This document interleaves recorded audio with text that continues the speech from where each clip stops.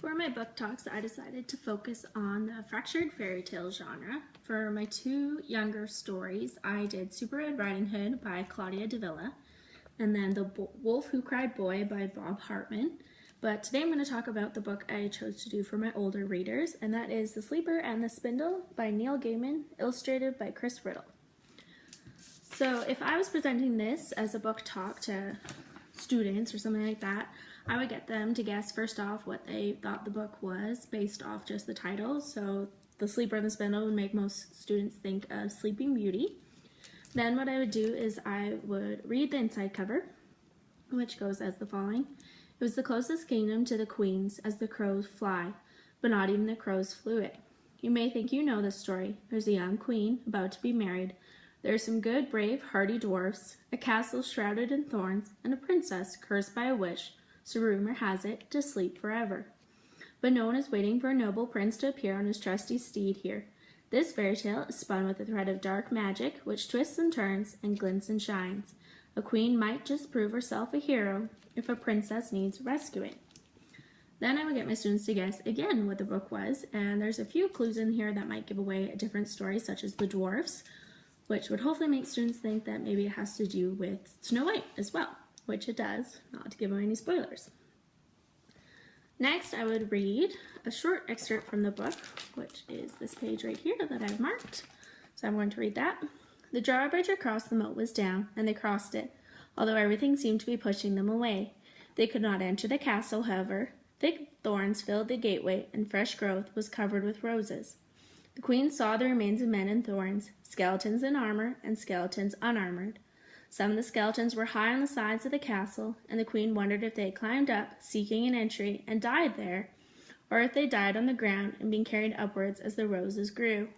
She came to no conclusions. Either way was possible, and then her world was warm and comfortable, and she became certain that closing her eyes for only a handful of moments would not be harmful.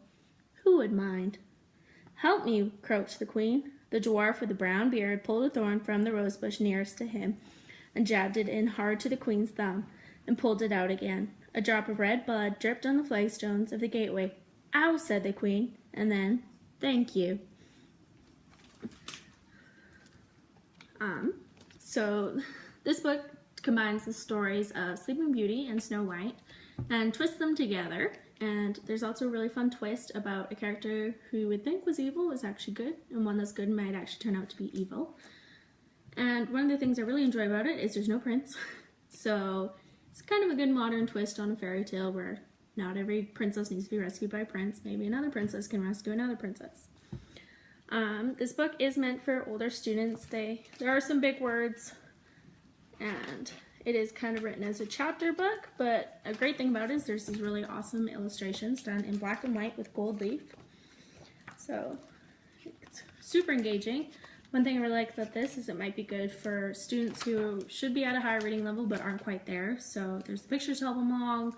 It still feels like a chapter book. It's a really good story, but it's relatively small and quick to get through. It only took me about an hour to read while looking really in detail at the pictures. Because of the illustrations and how it's written, some people want to classify this as a graphic novel. There's no definite answer of whether it is or isn't, so it's kind of up to you to interpret it how you would like.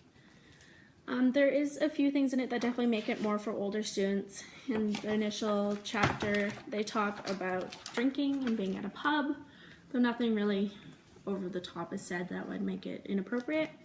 And then there's also one point, this page right here, that has one, the princess kissing another one. It's a simple story of Sleeping Beauty. There's nothing romantic about it. It's just the wake her up from the sleeping spell kiss. But it's something to kind of discuss with your students before they read it, or if you're going to read it as a class. One thing about this novel is, as I mentioned, it's very short. It doesn't really give a ton of detail about the characters.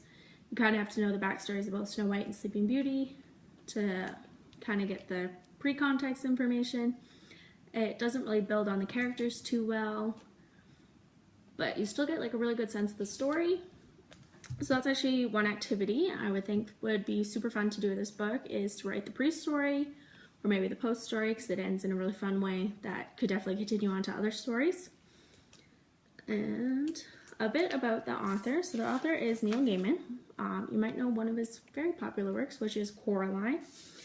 He also wrote a few other children's stories, which are the ones I'm going to talk about. There's Wolves on the Walls, and then he has a series about Chew, which is a panda, so Tuesday, Chew's First Day of School, and a few others. And then also the book The Blueberry Girl. But about the author's background is he's an English author of short fiction novels, comic books, graphic novels, and audio theater, as well as films. He's won many awards, including the Nobel Award, the World Fantasy Award, the Hugo Award, and the Bram Stoker Award for some of his work. So he's a very well-known, popular author. He does also have a lot of books for older readers, but I chose to just focus on the ones that would be suitable to people reading at this level.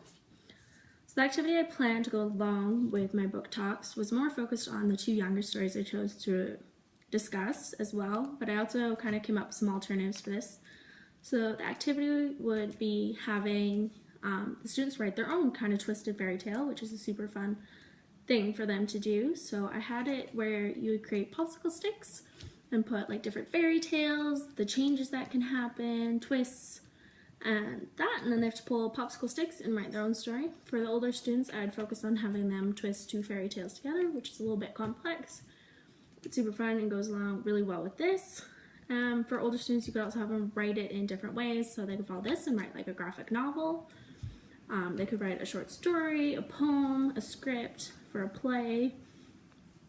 You could do it a few times where they chose sticks for the first 2 rounds, and then maybe come up with their own idea. Yeah, so I think this is a super fun book. I really enjoyed reading it. I would suggest you do too.